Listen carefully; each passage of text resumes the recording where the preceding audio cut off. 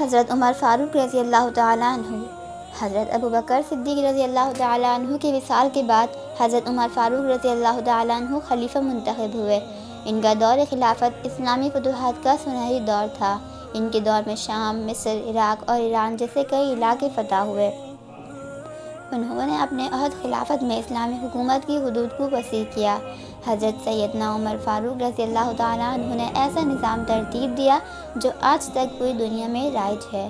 انہوں نے سن ہجری کا آغاز کیا، جیل کا تصور دیا، مؤذنوں کی تنخواہیں مقرر کی، مسجدوں میں روشنی کا بندوبست کیا، پولیس کا محکمہ بنایا، چھاؤنیاں بنوائی اور فوج کا باقاعدہ محکمہ قائم کیا اور بے انصافی کرنے والے ججوں کو سزا دینے کا سلسلہ بھی شروع کیا اور دنیا میں پہلی بار با اختیار لوگوں کا احتساب بھی شروع کیا۔ حضرت عمر فاروق رضی اللہ عنہ فرماتے تھے، جو حکمران عدل کرتے ہیں وہ راتوں کو بے خوف سوتے ہیں۔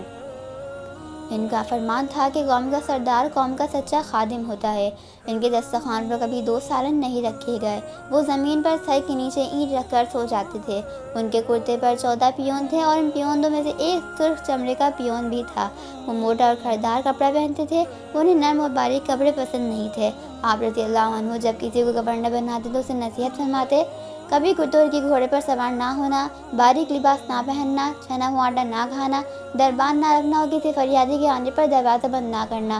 وہ اسلامی دنیا کے پہلے خلیفہ تھے جنہیں امیر المؤمنین کا خطاب دیا گیا اور دنیا کے واحد حکمران تھے جو فرمایا کرتے تھے، میرے دور میں اگر فرات کے کنارے بھی کوئی کتا بھوک سے مر گیا تو اس کی سزا مجھ کو بھگتنا ہوگی۔ عمر رضی اللہ تعالیٰ عنہ نے اپنے دور میں جس خطے میں اسلام کا جھنڈا لہرایا وہاں سے آج بھی اللہ اکبر کی صدائیں آتی ہیں۔ وہاں آج بھی لوگ اللہ تعالیٰ کے سامنے سجدہ کرتے ہیں۔ ان کا بنایا ہوا نظام دنیا کے 255 ممالک میں آج بھی کسی نہ کسی شکل میں موجود ہے۔ حضرت عمر رضی اللہ عنہ کے بارے میں مشرکین بھی اعتراف کرتے ہیں کہ اگر اسلام میں ایک اور عمر ہوتا تو آج دنیا بھر میں صرف دین اسلام ہی نافذ ہوتا۔